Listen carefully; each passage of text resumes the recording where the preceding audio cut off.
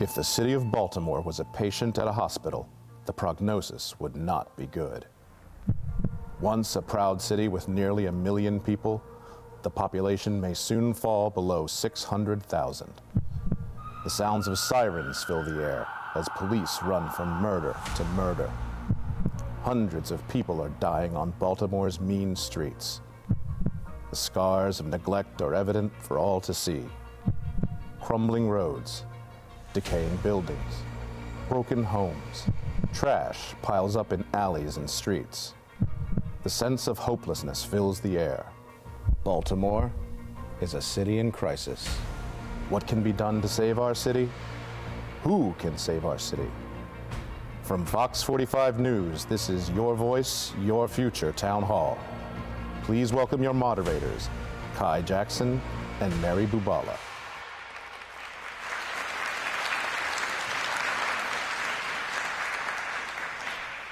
And good evening, everybody. I'm Mary Bubala. And I'm Kai Jackson. We are pleased to bring you our 7th FOX45, Your Voice, Your Future City in Crisis Town Hall. We are here inside of the Waverly YMCA in this rich, historic area of Baltimore. For those of you who might not know your Baltimore history and traditions, this is where the old Memorial Stadium used to be. The Baltimore Ravens even played here for a short time before they got their new stadium, but this is almost hallowed ground that we're on. City College High School just over the hill here. Yes. We have a lot of history in this area. We have a lot of good citizens in the city who've come out to be a part of this discussion about how we improve the city of Baltimore, Mary. Yes, yes. And tonight we want to get right to it. So we're going to introduce our panel, and then we're going to watch a story. So let me start.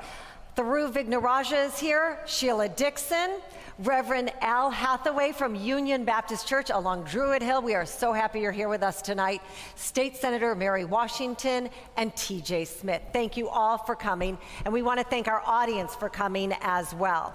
We know a big story that has been in the news has been how to deal with the squeegee kids that have been on the corner. Kai, I know, I've lived here over 20 years. You've lived here a long time. They've always been there. But there is an issue with them, and now we're going to take a story and a look at one incident, a very negative incident that happened recently. A man was driving along and said he did not want his window washed, and he waved the squeegee worker away. The squeegee worker, he claims, hit his car, his truck. He got out to talk to the squeegee worker, and that is when that incident happened. Police are investigating it right now. And this happened days, Mary, after our last town hall in Little Italy, and so, yeah, the investigation continues. We also want to mention to folks that FOX45 is streaming this town hall live online. Our own Keith Daniels. Keith, how are you? And thank you very much for being here. Our talented reporter, Keith Daniels, will be screening questions that are coming in through Facebook, so we encourage our members who are watching us through Facebook online to submit in questions, and Keith may have an opportunity to read your question here at the Town Hall Live. All right, we're going to start with some of the questions that you all have written down tonight. Specifically, we're going to start with squeegee kid questions. So here we go. It says, and I'm going to have to put my glasses on. Sorry, that's just where we are at this point in life. What's the plan to help these kids make money? No one wants to be on the corners, so stop using them as an excuse to lock up more black young men. We don't want them peddling drugs, so what's the plan? How about the city have a squeegee program and pay the kids? TJ, do you want to start? Yes, ma'am. Thank you all. It's a great question from Bryant, I should say, by the way. And thanks for the question. I've put forth a squeegee plan, and it's a plan of a bridge to dignity. We should expect more out of our young people, and we should not expect them to have to run around street corners, dodging traffic in volatile situations. We also have to instill a layer of accountability where we're teaching young people that that's not really what life is going to be, the instant gratification. My Squeegee Bridge program to dignity offers an opportunity, and we have the funding sources in my plan on my website, tjsmithforbaltimore.com, where we get them to work. And when we talk about all this wraparound services, we truly get the wraparound services to them. If they're having problems, first of all, if they're supposed to be in school, they're going to need to go to school. And it shouldn't be the Baltimore police that are the first resource out there. It should be social services. It should be the Office of Black Male Engagement. It should be the health department. It should be workforce development. We had a uniformed, able-bodied police officer handing out pamphlets. Why are we putting a uniformed police officer to hand out pamphlets? That should be some other entity of government. My plan addresses that. Anyone on stage, though, think that police should clear the corners? Yes. Take the squeegee kit. Yeah, go ahead. I want to answer the question. Yes. So what we need is not just a squeegee kit problem. We need an education and youth development program. So for years and years, mayor after mayor, we have underfunded recreation centers. We've underfunded education. We spend more on policing and less on education. So what we have to do is, part my proposal is that we reconnect young people to jobs. We reconnect them to school. Absolutely, no one wants to stand on a corner in the cold, so we need to connect them to education, connect them to programming, and then have programs with the families as well. My experience with these young people is that many are homeless, they are experiencing trauma, and so we need social workers, not more police officers, but we need police officers that are trained in homelessness services, police officers who are trained in conflict resolution, and that's the way we address that. But we don't have a squeegee problem. We have a poverty program, we have a homelessness problem, and we have a problem with young people not having access to quality jobs. Mary, could I disagree about one thing? I actually do think we have a squeegee problem. I think we have to be honest about the fact that we have a serious challenge because these young people are on corners learning all the wrong lessons. And one of the things that distinguishes our approach, my approach, from the approach of the other candidates is that we can't treat them like they're one group. Some of them are hustling out there and they need opportunities. We need to connect them with real opportunities, with advancement opportunities. You know, you talk to them, some of them want to be mechanics, some of them want to do construction, some of them want to work in restaurants. We just this past week connected 2 young men with an opportunity to work at restaurants in Fells Point. Some of them are not squeegee boys, they're squeegee men. They're victims of addiction who need addiction services and rehabilitation services. And some of them are going to only respond to discipline. This past week, there was confusion that was put out into the public about whether we can even enforce the law, that it's unconstitutional to get these young men out of the streets, darting between traffic, touching other people's cars. Of course we can do that, and I'm glad the City Hall has corrected that, but we need to make sure that that wrong information is not put out there as a cover-up for City Hall's failures. All right, I want to say stigmatizing, let me just say. Wait a minute, how are we going to do this? So stigmatizing our young people as squeegee and not treating them as humans, that is a problem. Well, first of all, they are human. Secondly, they have to get off the corners. Let's deal with the truth. Yeah. But third, what we have to do is, and I'm not saying we have to do it now, yes. I'm currently doing this. When I stop my car and I see a young man that's supposed to be in school, then I find out what school he belongs in, and I contact the school. But with some of the other young men, I have gotten their names, taken them to some of our contractors, and some of them are currently working now. So part of my plan is that we create community outreach workers, not only for the young men and adults who are trying to wash windows and impeding traffic, but also panhandlers that are out there. Well, we're going to provide wraparound services so that they can get the support that they need, job training, social work, drug treatment. There's a whole host of things that have to happen, but we can't have them out there on the corners the way it is now. Just this week, our police commissioner gave sort of mixed signals about the enforcement issue and what it really means. Let's listen to what he has to say and then talk about it on the other side. They are out there, and it's similar to the panhandling issue, and the enforcement of that, we have been informed, is unconstitutional. Now, it does pose a public safety concern when they step into the roadway to do it, but the enforcement of it, because many of them are minors, we cannot issue a citation because it's a citation or summonsable offense, not necessarily an arrestable offense. I compared it to the panhandling, which the enforcement of panhandling was unconstitutional, not squeegeeing. That is a violation. And I further explained and clarified that when they step into the street, it presents, and these are my exact words, a public safety hazard, which is certainly enforceable. And Reverend Hathaway, we'd like to hear your voice on this. You're on the front lines, you're in the community each and every day. You know, I'm not running for office. Correct. I believe that these are my cousins, these are my relatives, these are my nephews, these are the young men that are in the community I serve in Upton, et cetera. If we really want to solve it, we got to realize that where are the jobs? The jobs are in the Port of Baltimore. The Port of Baltimore brings in over 40,000 cars a month. Now, many of you have bought a car. On that car, you have dealer prep. Dealer prep is the cost that is functioning when the car comes off the ship, goes into the yard. They put the mud flaps on, they put the mirrors on, etc. Could you imagine 40,000 cars a month? If you took all of the young people that want to be on the corners and got them a tweet card so they could get past the fence and then had them down at the Port of Baltimore, they could wash all day, they could clean all day. There you go.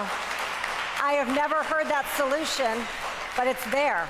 It's very interesting. And we talked about that, but what we just saw again was the symptomatic problem of no one's on the same sheet of music in city government right now. I don't know how, once again, we have conflicting messages coming out of City Hall, out of BPD, unconstitutional or not. I don't know if Baltimore operates by a different constitution under whatever administration is in place, but we can't just simply allow young people and older people to stand in the street and go through the street and say we can't do anything about it. That's outrageous.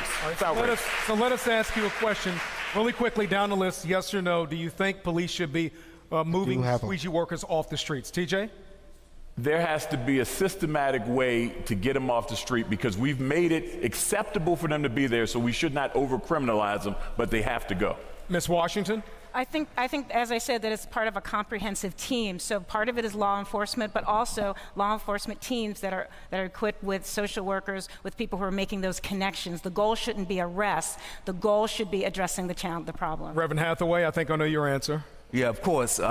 No, there should be social workers. I mean, when I was growing up, we had truant officers. I mean, we had people, we had officer friendly, we had people who would interact with you and you felt that they were your friend. We've got to create better relationships between government and the young people in our community. Ms. Dixon? As I said earlier, I would have hired part-time. It could be a former squeegee person as a community outreach worker going on that corner, taking them to a particular place to provide those resources. And would you put, Ms. Dixon, would you put a squeegee worker inside of your office if you were reelected as mayor?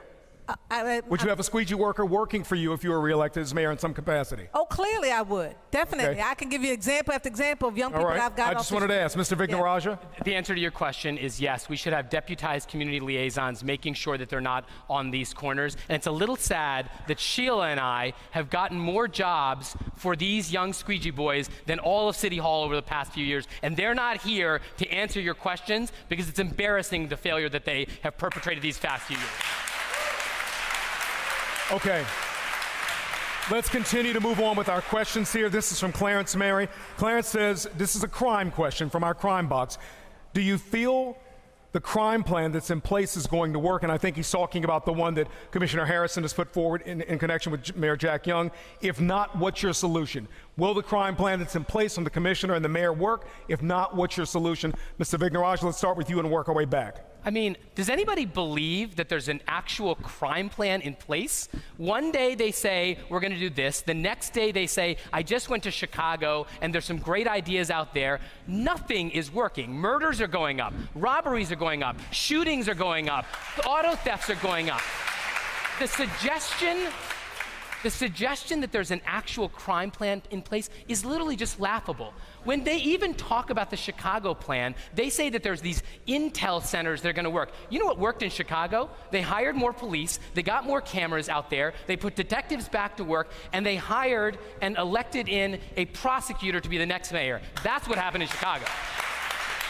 Ms. Dixon? First of all, I would encourage, because we only have 1 minute, to go to my website, DixonForBaltimore.com. You can see my comprehensive plan. It's a holistic plan. We want to deter from arresting. We want to go after the most violent offenders. I'm talking about my gun registry, where we want to get illegal guns off the street. We want individuals registered. We want to go and visit them, find out what they're doing. If they're not working, we want to get them into a trade. We also want to have safe spots called faith spots where individuals can come to a church or a synagogue or a mosque when they know something's going on in their community and share that information with a leader so that we can go after these violent offenders that people are not talking about. That's some of the plans that I have in my plan. Reverend Hathaway, before I get your answer, we have a Gonzalez poll that we want to show our audience here real quick. If we can go to that Gonzalez poll. This is the issue that people are saying is the #1 issue in Baltimore. 65% of respondents to our poll, this Gonzalez FOX45 poll, say crime is their #1 concern. So that gives you a sense of where people are on this issue. Reverend Hathaway, your thoughts about this question? You have to have conversation with people. This is what we've done. I've done it quietly. I've not publicized this. I've had 3 conversations over the course of the year by having parole or probation send letters to those who are under their jurisdiction that are in 21217. I've invited them into the church. I had conversations with them. We had the whole criminal justice system, and I Skyped in lifers to talk to them. I brought in some of the hardened guys that y'all know that have served hard time to talk to these young men. But at the same time, right in the same place, I had service providers there so that they could then, once they are aware, no, we got you, we know who you are, now you got to go have services. Conversation is what we have to have in our community. Reverend Hathaway, you came on to Fox 45 with Mary and I recently, and you told us you don't think the answers are going to come from City Hall. It's not going to come. That's why I created an entity called actnowbaltimore.com. It's the people's plan that's got to operate in our city. You got, for every different candidate, you got a different plan. It's the people that have to create the plan for the candidates. Ms. Washington? And he's absolutely right. And that's why what I propose is a Baltimore plan, not a commissioner's plan, not someone from Chicago's plan. And go to marywashingtonforbaltimore.com. We are having 6 meetings across the city. We've had 3 already. And you can comment about developing how we are going to have a peaceable city. So why would we ask people who have failed us for years and years to actually move forward and to solve this problem? So again, it is a comprehensive approach. It's about restoring accountability and trust in our police department, which we have. We have to rebuild our police department and provide them with the training and the services so that we can have equitable, accountable, and constitutional policing so that when there are arrests, the arrests can stand. Third, we've got to rebuild and heal our communities.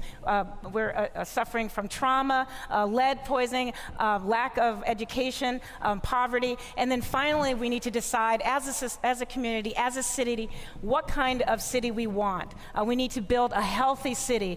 That's how we keep ourselves safer. And the answers are in our communities, and the answers are you.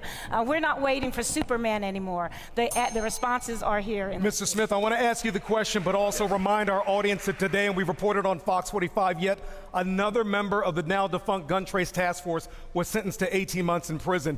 That's, again, what we're dealing with in Baltimore. Yes, and that began back in 2007, as we know, that culture of corruption started to cultivate back then, and that has to be weeded out, systematically getting those crooked cops out of the police department.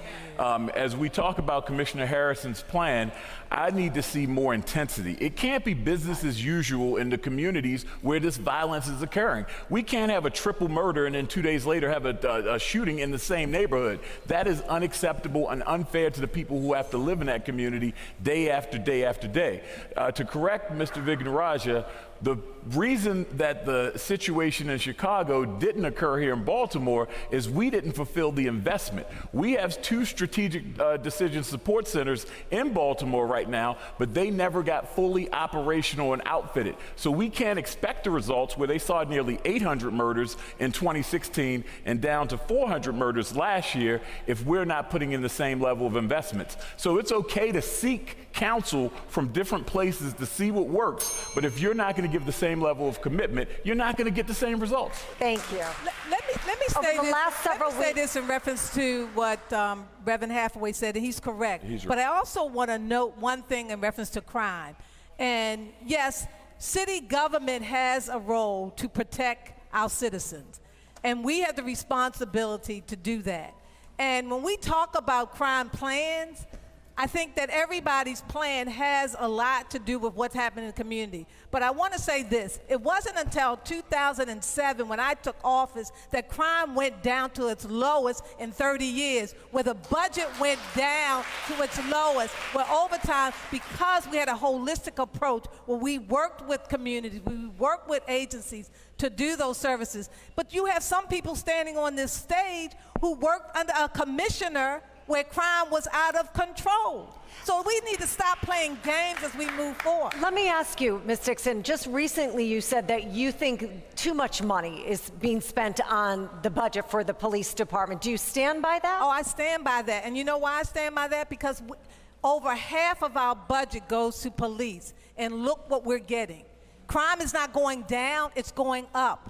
We need to go back to some basic fundamental things in our community. So would you keep our... Well, it's not half the budget, by the way.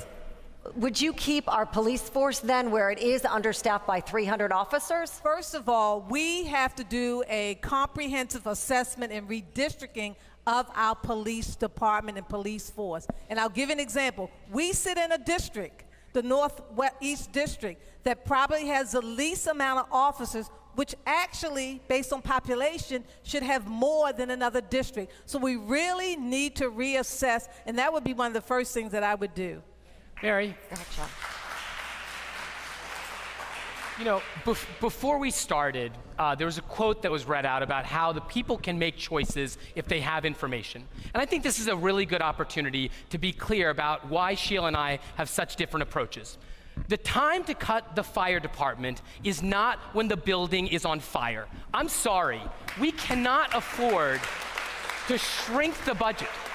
We are down 600 police officers, and one of the consequences of that was that 2 years ago, we budgeted $12 million for police overtime. We spent $48 million on police overtime. That is $36 million on police overtime because we didn't have enough officers. Do some simple math. Just imagine paying each of them $100,000. That's 360 extra officers today that could be in your communities, talking to people, engaging them, solving crimes. The notion that we're going to cut the police department at this moment is just wrong. Everybody, I want to have you look at the graphic we have up here. It is from our Save Our City website. We have been asking all of you for weeks to give us some feedback. Do you feel safe in your neighborhood? 71% of you say no, and that leads me into some more questions about crime. This one from Yvonne in our audience tonight.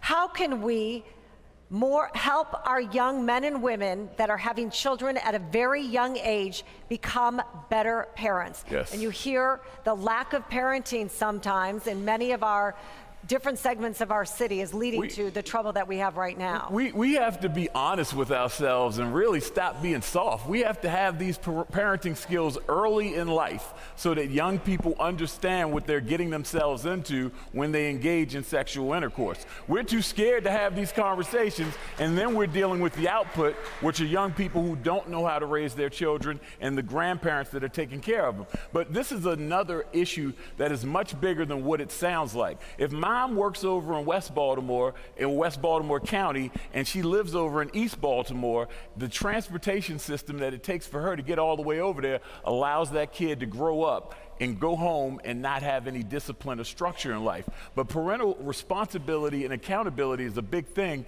and we should be bringing more of that social services to people who need it. Yvonne is asking, how do we help these parents? Let me just say, Union Baptist Church has been in the Head Start business for 53 years, right? We have one of the strongest nationally noted Head Start programs. Not only do we have a Head Start program for 3- and 4-year-olds where we teach parenting skills, where we work in integration of family, we also have a Healthy Families program. That works with a mother when they are first conceive a child through the age 5, and we work with them on parenting skills. I have that right there at North in Utah. I have my Head Start program right there in Upton at Dolphin Drill and Dolphin. Those programs work, but you have to fund them. Do you have a wait list? That's what I was going to say. Oh, my goodness, I have a waiting list. I mean, they're knocking on my door. If I ask the people right now, how many people do you know have went to Union Baptist Church's Head Start program, you'll be amazed at how many people have graduated from that program. But you need more funding.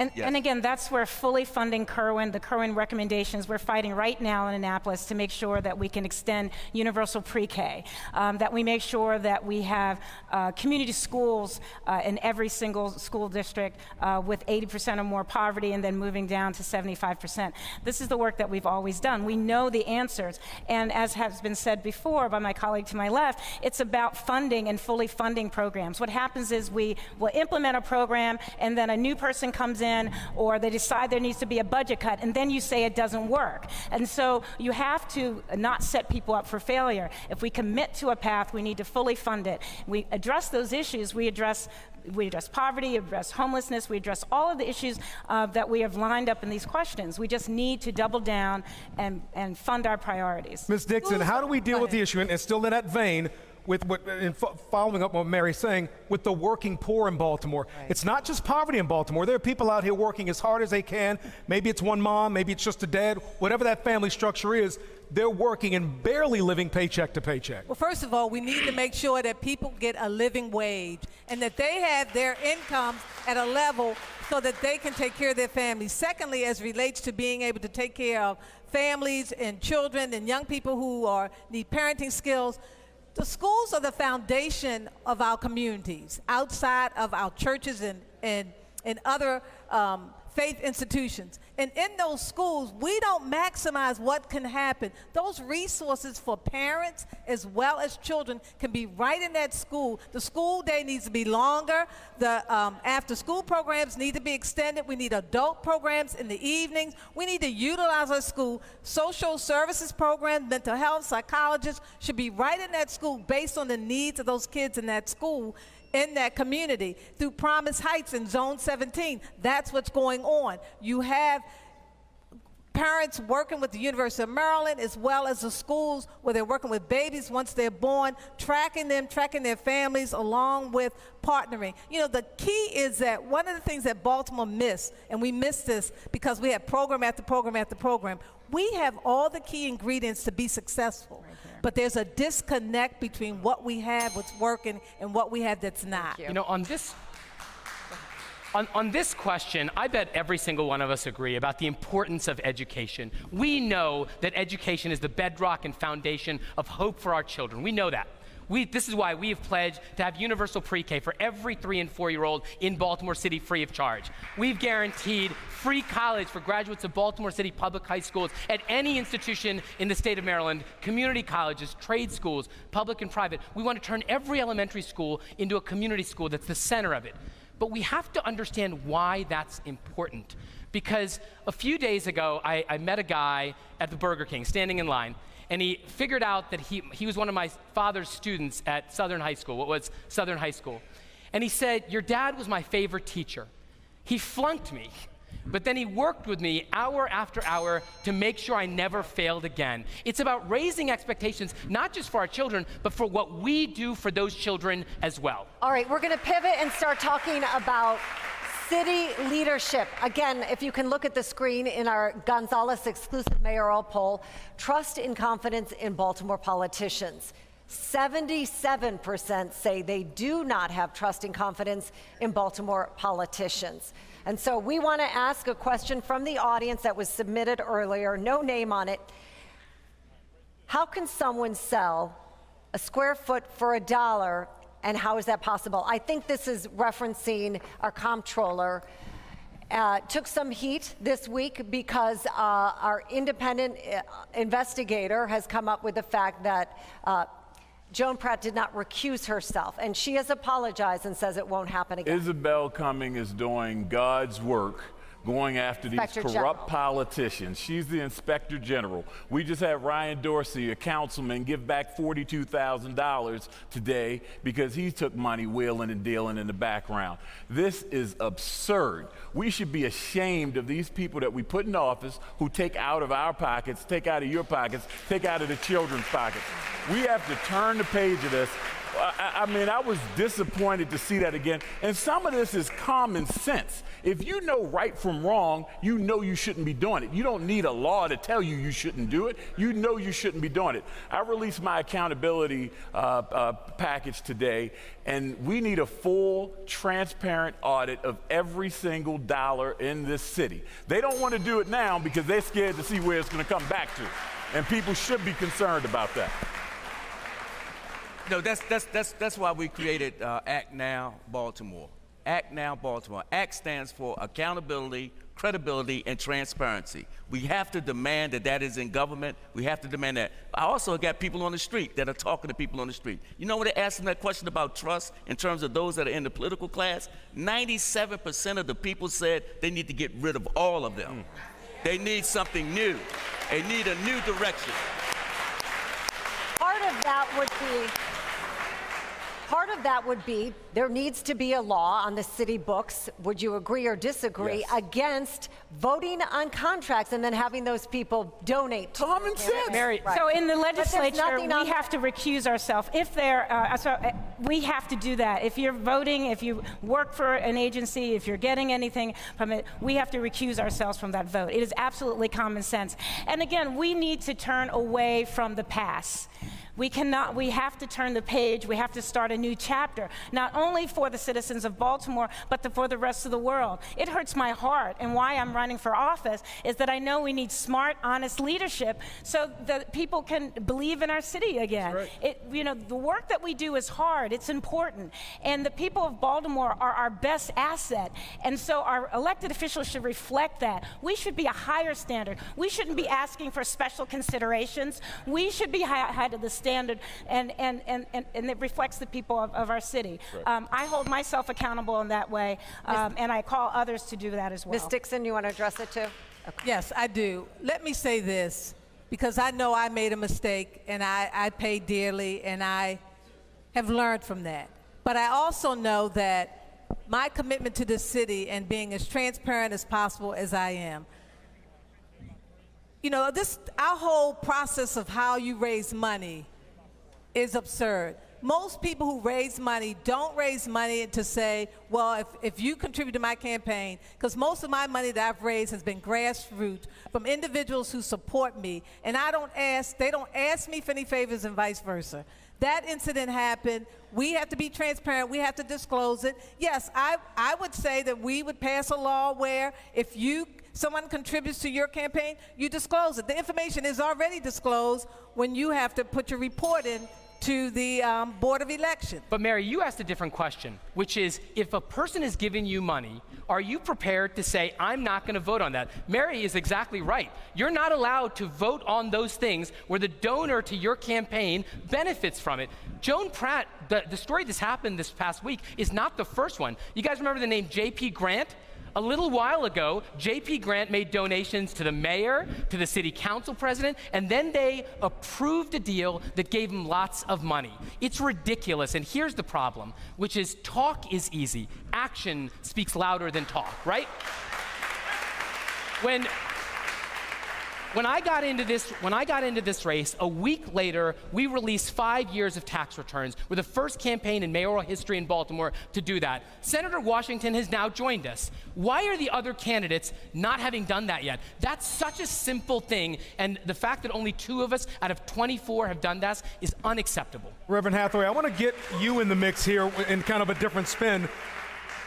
What do you say when there's a citizen out here, many of these folks out here tonight who are, again, with all due respect to those who are running for office and who will lead the city at some point in the future, I can't wait for City Hall. We need to do something now. How do you get people empowered and engaged in their own communities, wherever they are in Baltimore, whether it's Cherry Hill in South Baltimore, where my wife grew up, or whether it's in West Baltimore, East Baltimore? How do you do that? My history is in organizing. My history is in organizing people so that they can have power and they can have voice. Right now, for all of you in this room, you need to be a part of an organization. I would suggest to you that you go to actnowbaltimore.com, register, and let's be organized so that we can have an organized voice to address what's happening in City Hall. And the truth of the matter is that there already are people working hard every day to make our communities better. They are serving lunches out the back of their houses. They're doing after-school programs. And what they deserve is to have a City Hall partner that is supporting them. You know, whether it's the no shoot zone, whether it's local organizations, whether it's Safe Streets, whether it's the Waverly Improvement Association, you know, whether it's in Ashburton. There are people who are doing this work right now. And so to say that people are not engaged is not correct. Baltimoreans care very much, and they are engaged very much. And so no, my question was, how do we get people engaged who feel like they can't wait for City Hall? I didn't say anyone was not engaged. No, I'm saying people are not waiting. What I'm saying is they're doing things now, and so connect with those and lift up the people who are working already in those communities. It's going to take. I've got to hold you all right here. I want to get to Keith Daniels. Keith is monitoring our social media. Keith, you have some questions from people who are on Facebook tonight, correct? Well, Kai, the people on Facebook are talking and have concerns just like the people in this room, and they're talking about corruption. They're talking about crime. On the issue of corruption, Elizabeth Levy Hembling, she says, is there anyone on this stage that's willing to audit City Hall? And in terms of crime, Tanya Slow, that's one simple question, and it is simply, what's the plan to rid the city of the murders? And then, of course, we have, let me pull this up, John Montgomery. Are you willing to audit City Hall? That's a question for the candidates. So I hope everybody on this stage agrees that we need an audit on day one. The notion that we don't know where the money is being spent or misspent is unacceptable. We made 3 simple pledges earlier this week. Number 1, on day 1, we will order a forensic audit of every agency top to bottom, and within 100 days, you will know what I know. Number two, every month we will have a public city stat in one of the districts and 3 citywide, so the people of Baltimore can come and hold their elected officials accountable. And number 3, every week we're going to need to have a press conference about crime. We need to know where the crime is happening, if it's going up or down, what we're doing, whether it's working. It is unacceptable that this crisis has unfolded with our leaders not even showing up to answer your questions. Thank you. Let's go to Mayor Dixon, and we're going to go to the State Senator and T.J. Smith on this question. Still on crime, simply put, what's your plan to get rid of all the murders? Simply put, 10 seconds or less. Or Number 1, the police department has to do their job in protecting and serving the citizens. We have to go after the most violent offenders. But this effort cannot just be done by police. The state's attorney, when the police do their arrest of those individuals, the state's attorney's office has to do their role. The courts has to do their role. So that's why I'm going to bring back the Criminal Coordinating Council, which was demolished, where you have all of your public safety entities at the table looking at each other saying, we're doing our part, why aren't you doing your part, why aren't you doing your part? That has to happen. That has not been happening. That's number 1. We also have to get back to some basic fundamental things. Yes, we have Reverend Hathaway here, who we have churches on every corner. We have other religious institutions on every corner. But we got to go back to basic fundamental things in the family that has to happen. And we're not talking about that. There's a dysfunction in families that we as government can't do. Great. We have to work with families to go back to teaching values. Thank you, Ms. Dixon. Let's go now to the State Senator, Senator Washington. Thank you. As part of my proposal for the consideration of the people of Baltimore is reinstating our homicide review program, and that is we talk about a public health approach to crime, and so looking at each murder as an infection and looking at what was its causes and all the circumstances. It didn't happen in a vacuum. So that would be one of the proposals that would absolutely help to address what are all the precipitating factors, and then also allow the predictive ability. So where is the next one likely to happen? Thank you. And now T.J. Smith, difficult to answer in 30 seconds, but here we are. Your plan to rid the city of the murders. Yeah, we know where the murders are occurring. They're occurring there every single day. 1 out of every 3 murders is happening in less than 5 square miles in Baltimore. We have to put the police where the murders are occurring, and we have to knock on the doors of the people who we know are at risk of being murder victims and at risk of carrying out the murders. We know who they are. When someone knows that you know, they're less likely to commit the crime. But we also have to hold the police accountable, of course, to build great cases to send to the state's attorney's office. And we, the electorate, have to make sure we hold our officials accountable on the other side as well. We have expectations. We want you to enforce quality of life crimes, and we have to make sure we let the state's attorney's office know, and we let the judges know that we want people held accountable for the crimes that they commit. All right, back to our questions from the audience. I'm going to combine 2 into 1. We asked everybody on these blue cards, do you have a question for the candidates on corruption? Clarence asked, yes, when will it end? I'm going to combine that with Sonia's question. She says there is a lack of community partnerships. There needs to be a citywide accountability board. Would you support it? TJ, let's start with you and we'll go down the aisle. Yes, ma'am, absolutely. Again, it takes new blood to go into City Hall and not have any skeletons in the closet and have the wheeling and dealing as always existed and all the favors to pay off.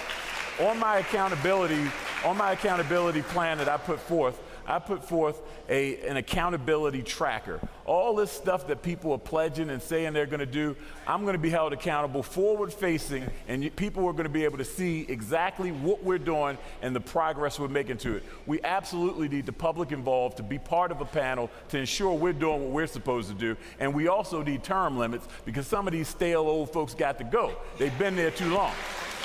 Senator Washington, do you like the idea of an accountability board? And again, that's why I love these forums. That's a brilliant idea. Yes. And on top of that, I'm glad that I'm being joined. I'm proposing as well the city stat. I was actually the housing stat director for Baltimore Housing for 3 years. And so I held bi-weekly accountability sessions. We can do that as well in the ethics. The other thing is we need to really build up our ethics department and have a separate standalone independent inspector general like we're having currently. And so that will lead to, and they're reporting out on a regular basis, not just downtown, but into the communities as well. Reverend Hathaway, would you be on this board? Well, I would say this. I'm hired. That my challenge is to the faith community. The faith community and those people of faith have to be the moral compass in our city. They have to be the ones that ensure that there is credibility in terms of candidates. They got to be the ones that is ready to confront them when they are wrong. Tomorrow I'm going to speak to 1,500 members of the Baptist community to address them, to challenge them. I'm going to bring about 100, 200 faith leaders to the 27th floor of the World Trade Center. The faith community is going to step up. We're going to ensure that we have moral character inside of government. Ms. Dixon. I not only would support a community commission, but one of the things that I subscribe to is going out into the community and opening City Hall to the community and engaging the community to be involved on not only boards and commissions, but also in agencies to help to make decisions, a part of those advisory boards on agency issues that impact, but also have our agency people along with myself to go out into the community to work with communities in their respective areas to make sure that we are doing our job in our respective agencies, and so that they can hold us accountable with a timeline using CityStat, which we use as a tool to keep it transparent and open, as well as in our budget going back to having a community-based budget where the input came from the community about what they wanted to see in our budget. I like that, opening City Hall. The people own City Hall, essentially. They do. And that's forgotten, I feel like. So to your question, Mary, yes, I agree, and I'm so glad that Reverend Hathaway just publicly committed to chair that board. That's great. So, I want to just go back for a second because so many people are focused on crime, and I have a lot of respect for the people on this stage, but I think they can do better when it comes to what are we going to actually do about crime. Because yes, we need councils and task forces. Yes, we of course understand the root causes of the crime epidemic as a public health crisis. Yes, we need to focus on violent repeat offenders, but we need details. We need a concrete plan. At through2020.com, you will see 20 things that we have never done before that I'm pledging to do. 12 wiretaps in the deadliest neighborhoods, using burglary cases to go after carjackers and killers, a college cadet program, so we have 600 more officers that are more local, more diverse, more minorities. Those are the kinds of details that we need to inspire confidence that we can actually bring crime down. All right, Reverend Hathaway, with all due respect, I'm leaving you out of this next one because you're not running for office. This is for the candidates. Candidates, please. And we're going to answer them in this order. Ms. Washington, I'm going to ask you to go first. Mr. Smith, you. Ms. Dixon, you. And then Mr. Vignarajah, you last, okay? Here's the question. This came in, emailed to Fox45, really short and quick. I'm sorry, glasses. Yes. Do you reside in Baltimore City? If so, what area of town? And what makes your candidacy better and different from the other candidates? Ms. Washington, you first. Absolutely. Well, I live right here. I live about 2 blocks away in the Ender Gardens Lakeside community. 20 seconds. I offer a clean break from the past, open, honest, tough leadership that is unwavering on my integrity. Also, I offer a perspective and a belief in Baltimore City and our residents, and that everything we do should be community-centered. It should be informed by information, and also it should be engaging of people. Look, you deserve the best. And for the last 8 to 9 years, I've been working hard in Annapolis. I've been fighting for us, and now I'm ready to bring that fight home. Yes, I live in Northwest Baltimore. I'm the only candidate who has actually worked in 3 different jurisdictions around here: Baltimore City, Baltimore County, Anne Arundel County, and I lived in all of those areas as well. So bringing a different perspective of places that actually have worked, and certainly bringing the value of those places that have worked. As Ms. Washington brought up, I agree the same thing. We all have a responsibility here, but some of us come from a different path. A path that doesn't involve corruption, a path that involves new ideas, a path that doesn't involve our next leap or whatever the next step is going to be. It's about doing a job for the city of Baltimore right now. Ms. Dixon? Yes, I live in Baltimore. I wish the question would have been, how long have you lived in Baltimore? Because some of us just moved in the city. But I've lived in Baltimore my entire life. My entire life I've lived here. My entire life I've worked here in Baltimore. My entire life I've loved the people of this city. I am committed to the people of this city. I not only know how to go into City Hall day one and deal with the crime, deal with the grime, deal with the green, get out in the community, but I roll my sleeves up and I work daily, every day, to make Baltimore a better place for every citizen in this city.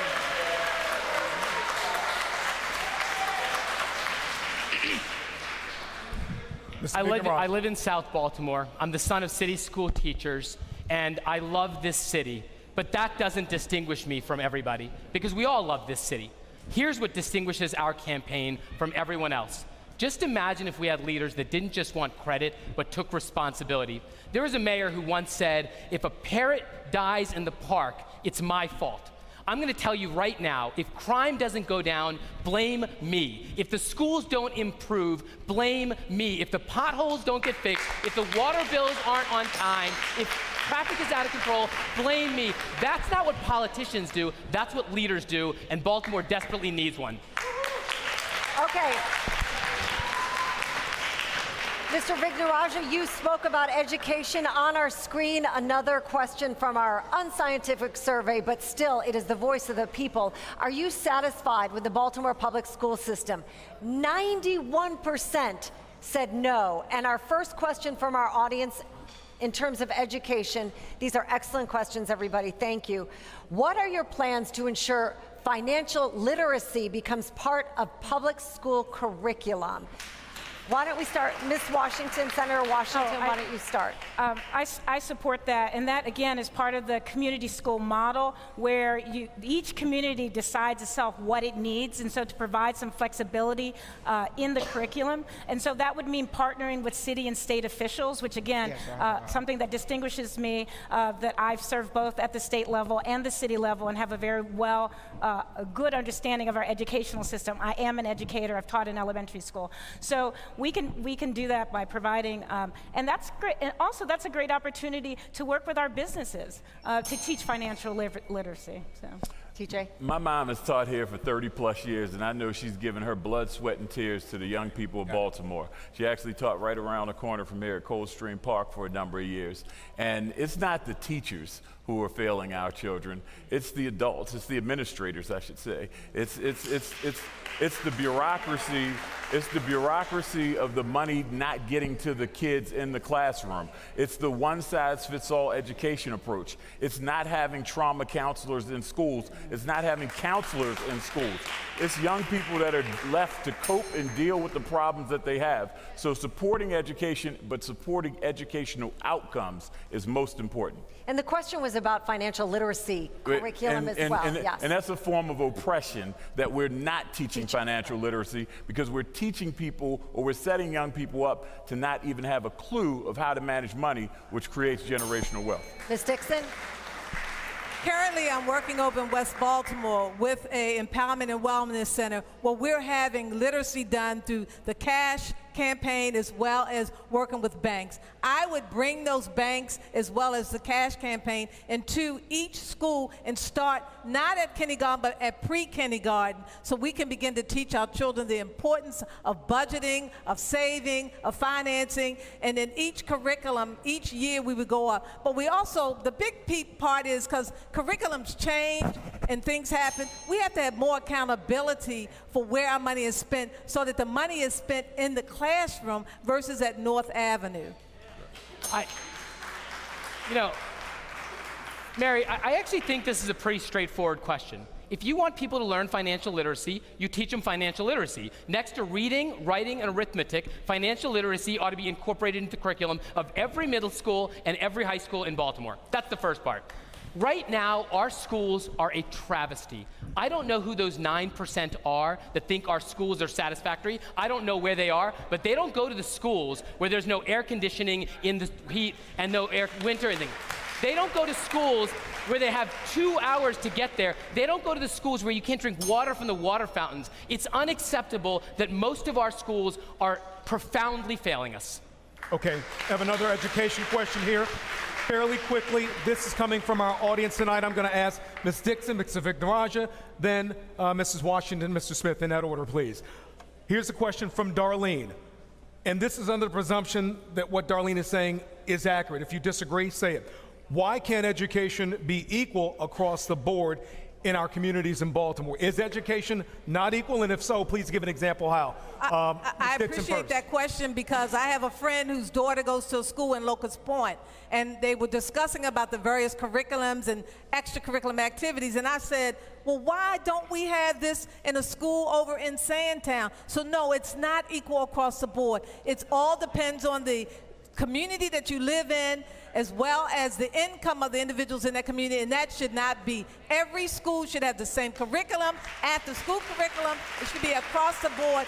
And even though the legislators, I'm assuming Mary is still in Annapolis, are discussing the current report, we have to have every school have everything that each school has, not depending on what your income is and what your opportunities are. So it has to be across the board.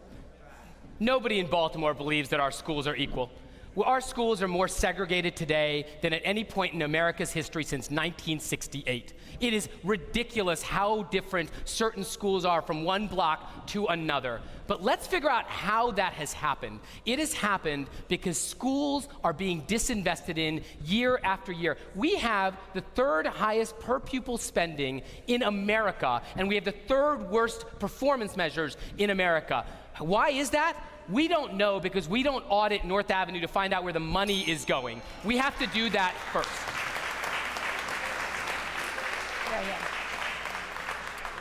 Yes, for the last 15 years, year after year, mayor after mayor, we have underfunded our public education system. When we compare ourselves, Baltimore City, to other jurisdictions, Baltimore City only puts in 18% of the bill. It relies on the state to put in the rest. So one of the things we need to do is turn our own house and look at ourselves. And so as mayor, I will flip that and make sure that we're putting an additional $35 million on top of what's being required. We do need the accountability, but we need to make sure that it is across the board. But we can start by investing in after-school programs ourselves. The equity is laughable. I remember going when I was in elementary school, and we would get our textbooks and we would look at the back of them and see the stamp in them. And this is in the 80s, and we see 1960 and 1970 books. That's how they've been treating us in Baltimore City for years. But again, the accountability starts at the top. Where's the money going? When it's coming through that strainer of North Avenue and not making it into the classrooms, we're continuously having the same problems. Baltimore County had 50-something schools without air conditioning 5 or 10 years ago. Now they have 5 schools without air conditioning. Baltimore City is still having the exact same problems. Where are the accountability standards of the people who've been tasked to duel out this? All right, so go ahead, Mary, go ahead. Really quickly, I'm going to ask that question. Could I just add one more thing to that? Yes. We need to restore local control of Baltimore City schools. Right now, there's too much finger pointing. It's partly in the state, partly in the city. We need to own it, have it restored back to Baltimore so there can be direct accountability to the citizens of Baltimore.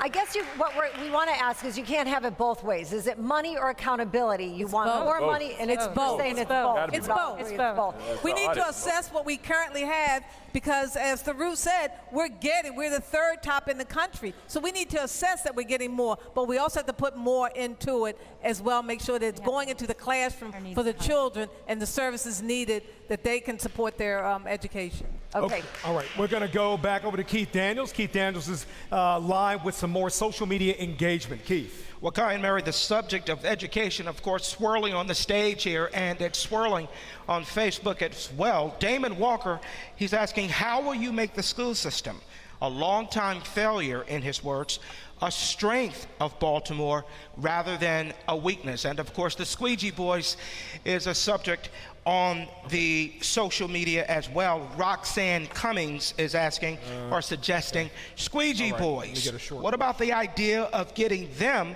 to help clean up the city? And then of course, James Bridges. Question for the candidates really quickly. Any job creating experience on stage? That's coming from James Bridges. The candidates want to take a couple of minutes to answer that. Any job creating experience on stage? You can look at my Squeegee plan on tjsmithforbaltimore.com, and it's specifically that. The Bridge to Dignity is putting them to work cleaning up the community. That's precisely what the role of them is to do. And I call it a bridge program because it's not a permanent solution. While we're giving you the opportunity to work, teaching you responsibility and accountability, and working with you with the wraparound services, we're bridging you out of it to get you into another lifestyle of work.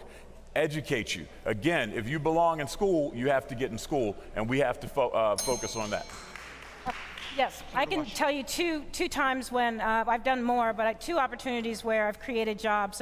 One was when I was working with the Parks and People Foundation, and I was associate director of our Great Parks, Clean Streams, and Green Communities, and we created 200 annual year jobs, partnering with the state in after-school programs and summer programs to clean up our parks, in our local parks and our state parks. And then the second time, when I was the housing stat director, I didn't just focus on being a bean counter. We also partnered and wrote grants to create job programs for youth in public housing to actually green the public housing facilities. So again, as mayor, we could do that as well. I work every day in helping to create jobs and job opportunities for particularly African-American companies to expand their business. And they hire individuals who are ex-offenders and others. But we have to take it a step further because in some cases, part of the challenges that we face today is that we don't have the workforce that is trained to go into many of the jobs. Let's look at the construction industry alone. Let's just take that one area.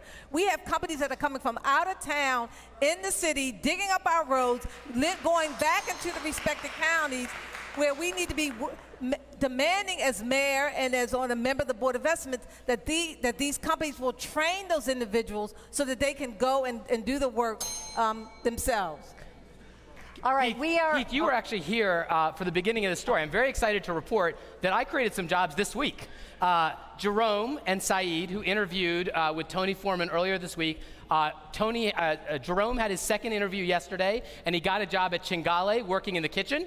And Saeed interviewed today and is going to be working at Bar Vasquez as a server. But that's not good enough, because that's 2 jobs in a city where thousands need better jobs. We need to invest in industries, biotech, cybersecurity, cannabis, construction. There are industries that we need to stimulate by cutting property taxes so we can lift everybody up. Okay.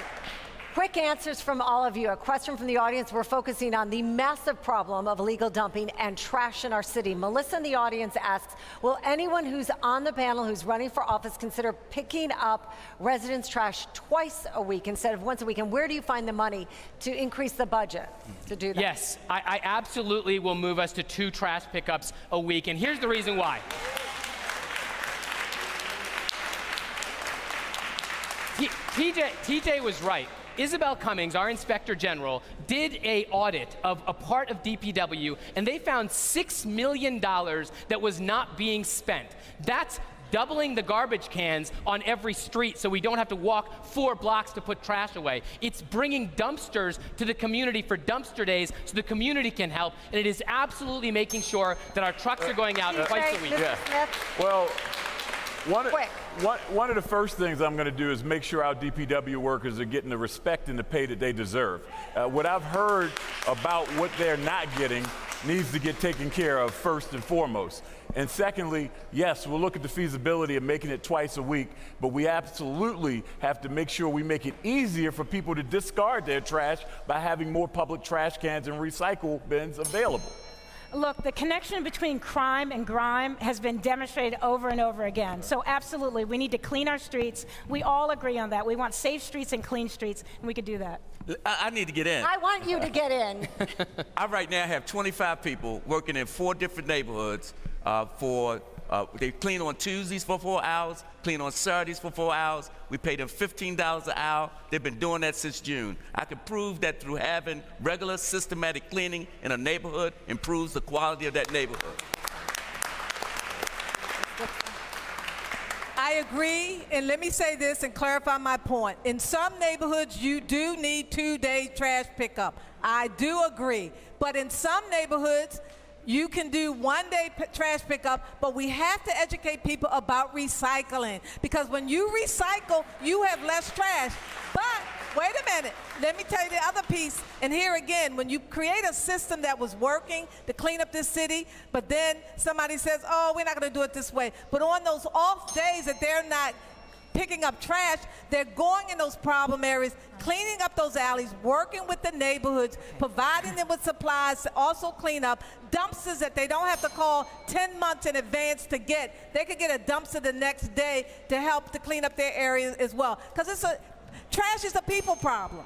But Mary, look, I think I gave my answer about what we should do. Absolutely we should do it, and we have plenty of money in DPW to make sure. But I've got to ask Sheila, if that's your pledge, why didn't you do that when you were mayor? Well, first of all, wait a minute. First of all, I mean, wait a minute. Hold it. That is what I did. Hold it. That is what I did, and the city was beginning to get cleaner. I am sorry until I left, and then the former mayor did not continue on with that plan. I was out there cleaning. I was a green and clean mayor and the crime mayor. Okay. And you can ask anybody.